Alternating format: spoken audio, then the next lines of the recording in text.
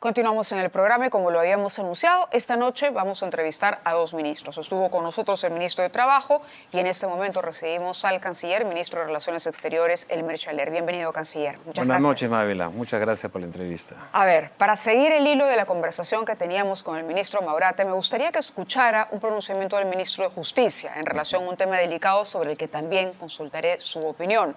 Vamos con las declaraciones del ministro Arana de esta tarde. Se nos ha señalado también que las audiencias tendrían un propósito de que el gobierno tendría ya bajo la manga la posición de inmediatamente retirarnos de la Corte Interamericana. Nada más alejado de la verdad, porque la propuesta intenta acercarnos a una problemática que es real y dar respuestas dentro del marco de la Constitución y la ley. Si en su momento esto es parte de un debate, en su momento también lo pondremos a conocimiento de la opinión pública. Lo importante hoy es que el Ejecutivo viene cumpliendo con su compromiso de someter al debate y poner en manos de la ciudadanía algo que no estaba en mucho tiempo en manos de ellos. Si hay una decisión, canciller, esas son las declaraciones del ministro Arana, si ya hay una decisión adoptada de que el Perú no va a renunciar, no va a salir de la jurisdicción de la Corte Interamericana de Derechos Humanos, ¿no es ocioso debatir el tema de una pena de muerte que no se va a poder llevar a la práctica? ¿Y cuál es su posición particular sobre este punto? ¿Debe ampliarse la pena de muerte? Porque ya existe, como usted me lo decía mientras escuchábamos al ministro, pero ¿debe ampliarse la pena de muerte? ¿Está nuestro sistema de justicia preparado para algo así? ¿Y qué impacto puede tener internacionalmente? Usted que es el hombre de las relaciones internacionales. Muchas gracias, Mávila. Muchas gracias por la pregunta. Dificilísima pregunta para hacer la pregunta inicial, por lo controvertida, por supuesto, pero también muy interesante la temática. La verdad es que en el Perú yo he visto con grave preocupación el incremento de la violencia, de la besanía, de la crueldad con que se cometen ilícitos penales, sobre todo los que atentan contra los más débiles, las mujeres, las niñas, los niños, ¿no es cierto? Y eso, por supuesto, indigna, y la sociedad es previa al derecho, ¿no es cierto? La sociedad es la que de alguna manera va conformando aquellas reglas de convivencia que requieren para perdurar en el tiempo y hacerlo de manera digamos, pacífica, solidaria. ¿Están los planes del gobierno entonces someter a una consulta, eventualmente una consulta popular, a un tipo de referéndum, la decisión de ampliar la pena de muerte? No, por supuesto que no. Lo que yo creo que se está haciendo, y además se está haciendo muy bien, porque se está haciendo en todos los niveles, es decir, en la academia, en las organizaciones sociales, en las juntas vecinales, es realmente tomar la temperatura de que qué cosa opina el peruano o la peruana. ¿Con qué objetivo? Esa es la pregunta. Ah, bueno, es que luego todo eso va a tener que ser analizado frente a los desafíos que tenemos y cómo solucionarlos. Por ejemplo, para ir directamente a la respuesta, si vamos a nosotros a agregar una causal más, ¿no?, en la pena de muerte que ya existe en el Perú, ¿esto qué cosa significa jurídicamente desde el punto de vista internacional? Significa que, por ejemplo, tendríamos que modificar nuestra posición internacional frente al sistema interamericano de derechos humanos. Por eso le decía, ¿qué sentido tiene debatir algo que supondría denunciar el Pacto de San José o salir de la Corte Interamericana cuando el ministro acaba de decir que eso es un imposible? Y en segundo lugar, ¿cuál es su punto de mira? ¿Cree que es un debate ocioso? ¿Que va a no, de ninguna manera es un debate ocioso. ¿Para qué discutimos algo que no se va a poder hacer en la práctica? Porque lo que sí se podría hacer, por ejemplo, si digamos, vamos a poner un escenario hipotético, porque todavía no ha terminado el proceso de consultas, vamos a suponer que efectivamente el hartazgo, ¿no?, de la sociedad con esta besanía, esta violencia, es realmente importante. No nos podemos salir del sistema interamericano de derechos humanos para poner una pena de muerte, pero sí podríamos, por ejemplo, tener una mayor, digamos, capacidad de poner penas, vamos a llamarlo así, aunque ninguna de ellas lo es, equivalentes. Por ejemplo, cadena perpetua.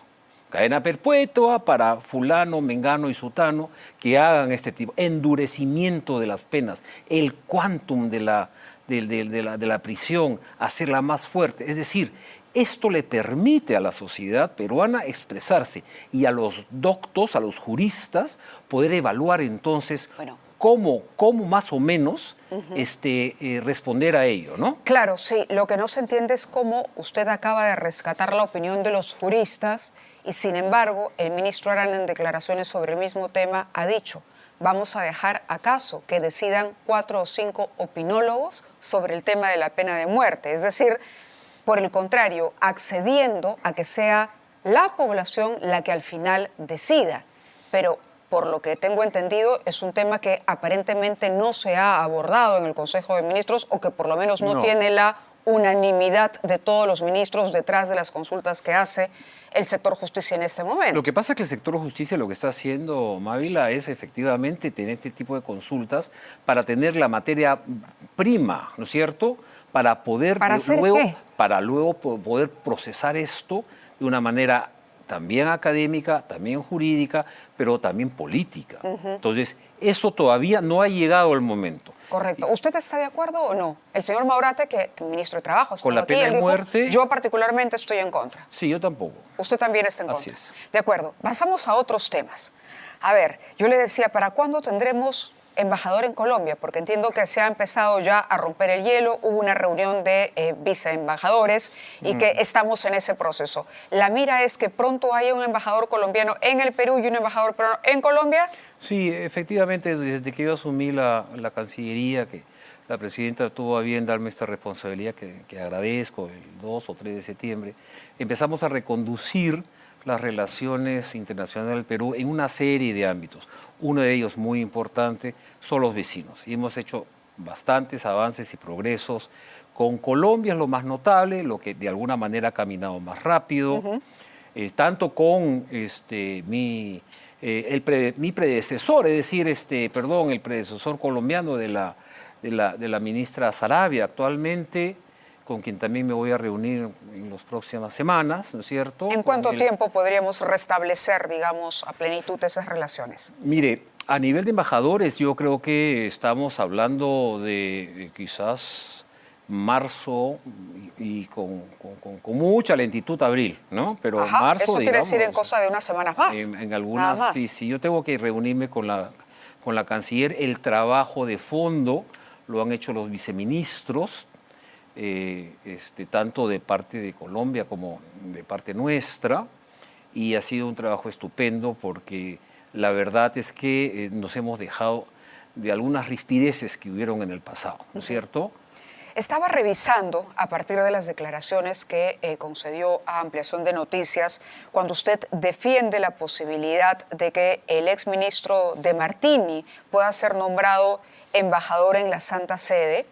Estaba revisando los requisitos de una ley aprobada en el año 2022, precisamente para el nombramiento de embajadores de confianza. Hablan, por ejemplo, de una conducta intachable, hablan de profesión, dominio de idioma, no tener antecedentes judiciales, no ser deudor alimentario e independencia política. ¿Puede un exministro tener independencia política, más aún cuando ha postulado 4 veces a cargos públicos por distintos partidos para ser designado embajador? Es decir, ¿no habría por ahí un conflicto de interés, por lo menos en esa posibilidad? Claro, a ver, yo lo dije también con su colega Carballo en la mañana de hace un par de días.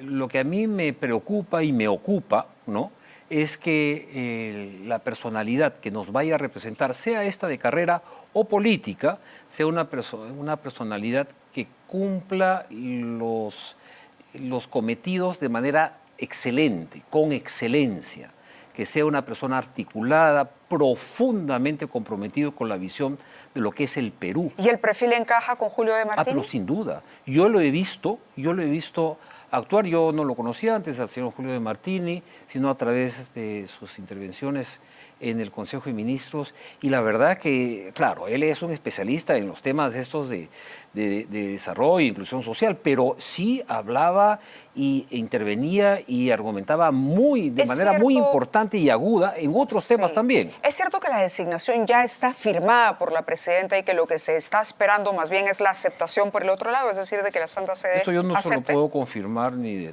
negar porque son cosas reservadas. Correcto, pero vayamos de nuevo a lo que yo le decía Justamente por lo antes. segundo que usted está diciendo. Ajá, pero vamos a lo que yo le decía antes, independencia política, y revisaba la historia del señor de Martini, y él, bueno, ha postulado, primero estuvo afiliado al PPC, se desafilió en 2016, luego postuló en el 2010 a la alcaldía de La Perla por Chumpún Callao, luego vuelve a postular por otro movimiento independiente en 2014, luego es secretario regional del Callao por Peruanos por el Cambio entre 2017 y 2018. Su última participación en una contienda es en las elecciones municipales 2018 y ha formado parte de diversos partidos políticos.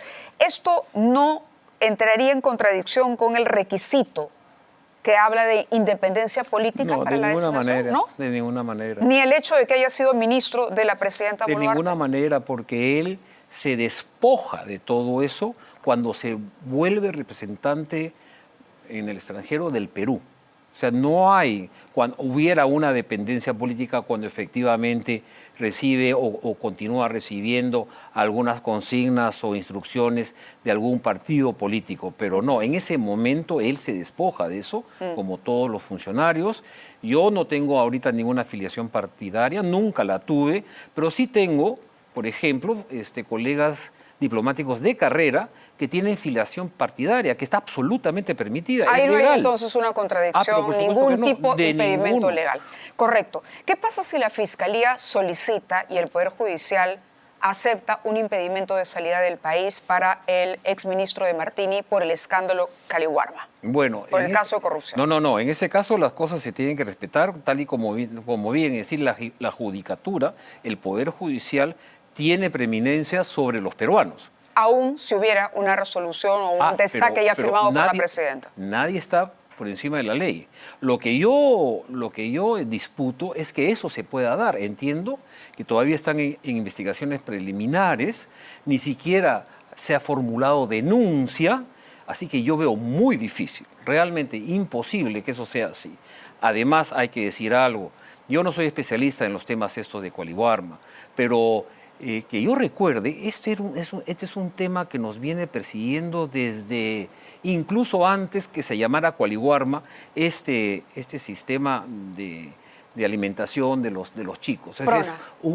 Creo que era el PRONA, ¿no es cierto? Pero eso no tiene mucho que ver, es decir, no podemos cada vez que se pregunta por un problema o por una investigación hoy decir, pero ojo, la inseguridad venía desde hace mucho tiempo. Oh, no, que la pobreza no es nuestra, la pobreza viene desde que, no sé, el Perú obtuvo su libertad. Vamos a ponerlo así. Esa no es una justificación. Vamos a la situación actual del ministro. Es un ministro que está inmerso en una investigación fiscal por un caso de corrupción. Preliminar. Proveedores. Preliminar. Usted escoge la palabra, preliminar, una investigación preliminar. Es la mejor persona para representarnos ante la Santa Sede. El Premier ha dicho que él destaca la lealtad Así es. y el compromiso del exministro de Martini. Suena a premio, suena a que el gobierno, ¿no?, finalmente lo retira de un ministerio por el escándalo Caliwarma, que parece haber sido el motivo, no hay otro motivo, pero que a modo de premio consuelo lo nombra embajador. No, la verdad que no, las embajadas no son premio consuelo. Él está absolutamente capacitado para ir a ese y cualquier puesto. Se lo digo con toda sinceridad. ¿Y por qué no siguió en el ministerio entonces? Porque yo recuerdo haber escuchado lo siguiente. El ministro de Martini dijo, mire, presidenta, yo no tengo por qué salir del puesto porque en realidad yo no he hecho nada ilegal. Todo es correcto. En realidad, pero yo asumo el peso político de esto, que no quiero que esto manche su gobierno. Así que quieren que me vaya, yo me voy. O sea, en realidad incluso ha sido generoso al irse. Pero, no se ha ido obligado. Correcto, pero alguien que dice eso, que no quiere perjudicar la imagen del gobierno, porque está inmerso en esta investigación, por muy Correcto. preliminar que sea, pero por un caso de corrupción, Sí. podría aceptar ser embajador en la Santa Sede, en el Vaticano. Pero puedes también hacerlo en Washington o en Pero Finlandia. me entiende que no guarda lógica. O sea, es decir, si mi presencia en el Estado, en el sector que además él maneja mejor, porque su formación dentro de la gestión Él es un pública, gestor entiendo. público, Exacto, sí. exacto. Entonces, creo que es mejor gestor público, y usted me dirá si no, que embajador en el Vaticano.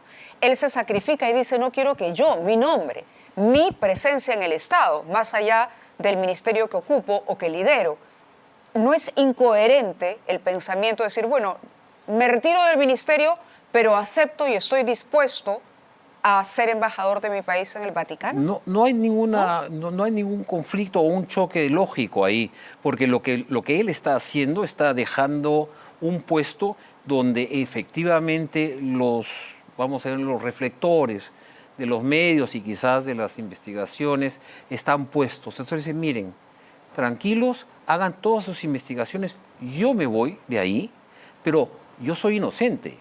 Yo no tengo nada que esconder ni perder, Por y eso, menos estoy manchado. no me voy a mi casa. Entonces, Me voy puedo fuera ir de a mi los casa, reflectores. me voy a la academia, pero si yo puedo seguir sirviendo como embajador en, no sé, dígame usted un país, en Colombia, por ejemplo, me voy pues a Colombia. Pero ¿no? y en el razonamiento de la presidenta, que acepta, ¿no?, este gesto de desprendimiento y de renuncia del ministro para que él salga de los reflectores, en el razonamiento de la presidenta es coherente que diga, bueno, él se va del ministerio, pero hay que ponerlo de embajador. Esto tenemos que analizarlo todavía con la presidenta. Esto hay que analizarlo con la presidenta. ¿Correcto? Entonces no hay una decisión tomada. No, claro. Yo no sé Entonces- de dónde salen entonces tantas no es verdad especulaciones. que la Pero, a ver, asignación está firmada. Pero por eso le digo, yo no Y lo menos puedo que el Vaticano haya aceptado. Pero ni lo puedo afirmar ni lo puedo negar, porque estas cosas, las cosas diplomáticas se hacen con la reserva natural, justamente nuevamente, por lo segundo que usted acaba de decir. Yo, como canciller, luego de que un ¿Usted país como canciller recomendaría ese nombramiento o diría, pensémoslo dos veces, como me acaba de decir, que está en análisis? Nuevamente, tenemos que analizarlo con la presidenta, Ajá. ¿no? Y nuevamente también, estas cosas se manejan con la reserva porque en términos generales, sobre todo en la política, pero también en la diplomacia, Dios perdona el pecado, pero no el escándalo. Yo no puedo poner a ninguna persona ni a ningún Estado en una situación incómoda y anunciar que una persona determinada va a ir a un país determinado. Entiende la lectura a Sí, la que claro, se prestaría por la supuesto, situación, ¿no? claro. Entiende la lectura, sería sale de Martínez. Entonces, ¿no? ya, de verdad, pero a ver, eso tenemos que analizarlo con la presidenta todavía, ¿no? Correcto, cuando terminen de analizar entonces sabremos. Pero entre tanto hay un puesto vacante en la Santa Sede. No, todavía. Hay un embajador ahí. Sí. Hay un embajador ahí. Por Entonces no hay que supuesto. correr, El no embajador- hay que El embajador apresurarse. chipihuano está ahí. Correcto. ¿Cuántos peruanos vienen siendo ya deportados desde los Estados Unidos, canciller? ¿Desde cuándo? Desde que empezó el señor Trump. Desde que empezó el Trump son más o menos 300 los que ya 300. habían ido, sí, ¿Cuántos 300. quedan? ¿Tiene usted ya una Hoy, lista? miren, a ver, nosotros, y le voy a contar un poco la historia larga, pero de manera corta, hace 30 meses, en agosto del 2022, más o menos, tuvimos que empezar a recibir aviones completos de deportados peruanos. Antes eran muy poquitos. Antes eran 4 o 5 que venían en un avión, escoltados con estos mariscales del aire, ¿no es cierto? Y venía. Pero, claro, la cantidad de peruanos ilegales, como le llaman ellos, para nosotros son irregulares. Hay una diferencia sustantiva en cuanto al enfoque jurídico. Empezaron a ser muchos. Entonces, empezamos a recibir aviones completos de 100, 110, 80, 190 ¿Tiene peruanos. información de los que falta por llegar? No tengo información de los que, una información, digamos, al minuto, pero sí les puedo decir de que peruanos ilegales estimamos que hay alrededor de 300.000 en los Estados Unidos. Suena mucho, no lo es. En Estados Unidos hay 14 millones de extranjeros en situación migratoria irregular. O sea, el Perú tendrá pues máximo un 1.7%, ¿no? Entonces esos 300.000 Hay algunos que tienen orden de deportación, otros que no tienen orden de deportación. ¿Cuántos tienen orden de deportación? De 300.000, que estamos calculando que son irregulares, 380. Otros que pueden tener son creo que 340. Entonces nosotros podríamos decir, pero es difícil afirmar esto porque son números que cambian mucho, que hay 700 peruanos que es muy probable que vengan o regresen al Perú lo más rápido posible. Y eso es lo que estamos haciendo. Claro. Lo más rápido posible, que no estén en centro de detención. Que no estén en centro de detención. Si tienen una orden de deportación, por que favor, inmediatamente a los vengan señores de las regreso. autoridades americanas que vengan de regreso. Lo habíamos conversado antes. Sin duda, la gestión de Donald Trump pone a los países a prueba en varios frentes, ¿no? Está, por un lado, el tema de la ayuda internacional, que digamos, aun cuando digan, bueno, pero no dependemos necesariamente de la ayuda de los Estados Unidos para la lucha contra el narcotráfico, igual es importante. No sé en qué punto se encuentre esa discusión, cuál sea el acercamiento del Perú hoy a la nueva gestión que está en la Casa Blanca. Por otro lado, también está la posición del señor Trump con relación a la guerra, ¿no? Lo que ha mencionado de Gaza, por ejemplo, sobre Gaza, finalmente convertirlo en una riviera o algo así, y hoy mismo que habla de terminar la guerra apoyando a Rusia, ¿no? Y es más, dirigiéndose en términos bastante fuertes al presidente ucraniano. ¿El Perú comparte esa posición con Estados Unidos? Es decir, por un lado, el Perú respalda la iniciativa del presidente Trump de convertir la Franja de Gaza en una riviera, pero donde no haya población palestina. Mire, nosotros lo que el Perú respalda y desde el inicio del problema, digamos, de la cuestión del Medio Oriente, que fue en 1948, así de antiguo es este problema, es la vigencia del derecho internacional. Y la vigencia del derecho internacional se basa también en el derecho de las personas de poder estar allí en donde se ubican y les son propias. Ha habido desde el principio una solución que todavía no se alcanza, que es la solución de crear dos estados, uno palestino y otro israelí. Hay una larguísima historia con además conflictos. Pero sobre esta iniciativa en particular, de que no haya palestinos en Gaza. Pero eso es imposible. Eso es imposible.